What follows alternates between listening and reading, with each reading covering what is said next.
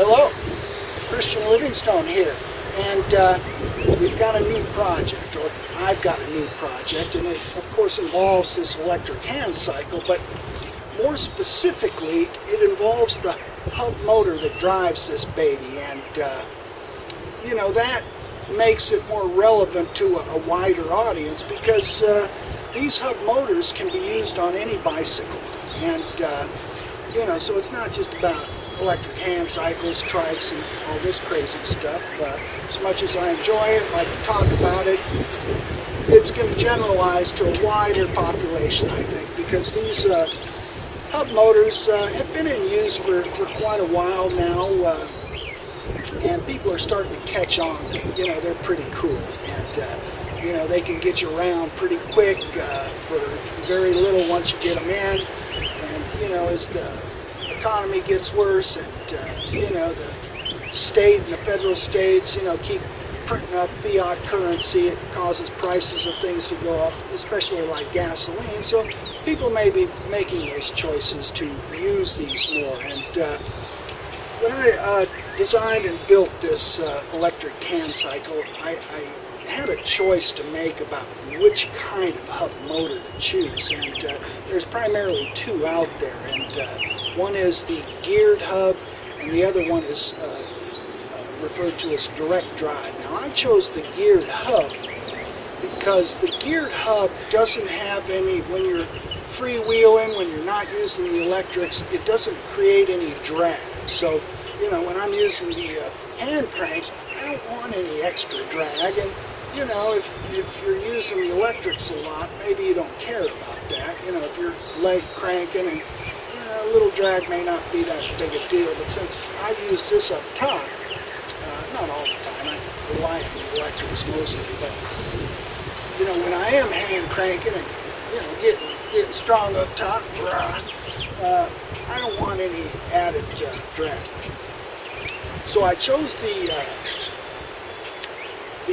planetary geared hub design for that reason, and there's a couple other good reasons to choose those, in that the planetary gear drive does have a 5-to-1 ratio, so you know, the motor can spin quicker and get you up to speed faster, and that means faster takeoffs. The direct drive ones, it's just the magnets always engaged, and you got to get the motor and the wheel speed up to speed, and usually that, I believe, involves having some initial pedaling or cranking to get the thing going. So this thing has quicker takeoffs, and that's what I like. You know, I don't like to start off slow. You know, if you need to get out of the way of a car or a traffic situation, I don't want to be slow about that. So I chose the gear driven, or the planetary gear style, and but the one drawback of the geared hubs is that, you know, it has moving parts. And here we are with the parts. This is that planetary gear set. This is actually the clutch mechanism too. You don't have to buy the whole clutch mechanism. You can just buy these individual gears for, I don't know, 18 or 20 bucks a piece. That's really the best way to go, I think. I needlessly bought this whole clutch set with all the gears on it because that's all I could source at the time, and I soon found out that you can buy these gears individually. So I chose the geared hub, and but one of the drawbacks is that they will require maintenance, and I believe I've come to that place. It's been about 2 years since I've been riding this, and I've undoubtedly put over 1,000 miles a year, probably more.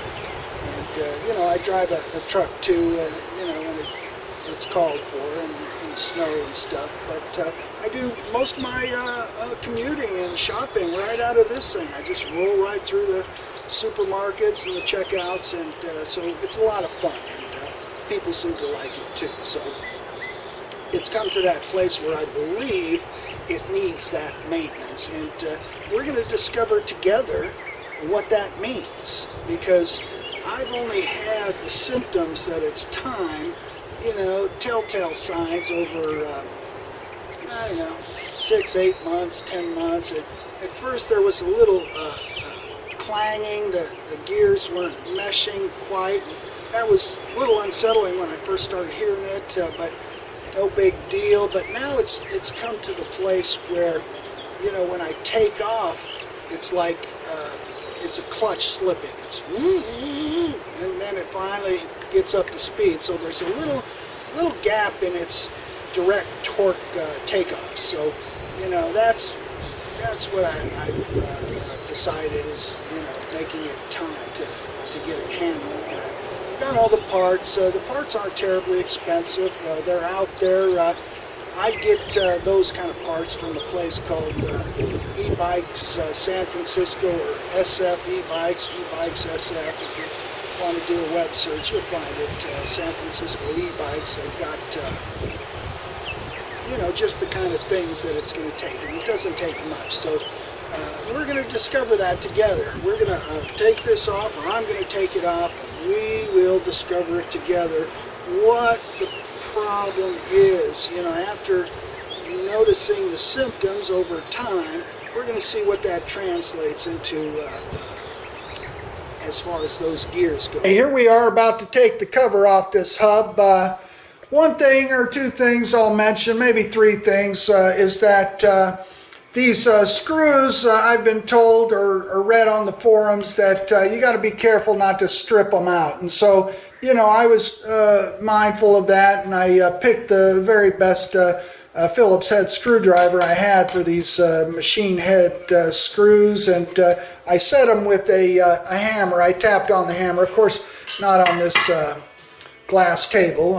I'm just displaying it here, but that way it sets the screwdriver real well and breaks it free. And they were snug, but I don't think there was any real danger if you use the right screwdriver of stripping those out, because that's something you definitely wouldn't want to get hung up on, is one or more of these things stripped out and you're stuck and wondering what to do next.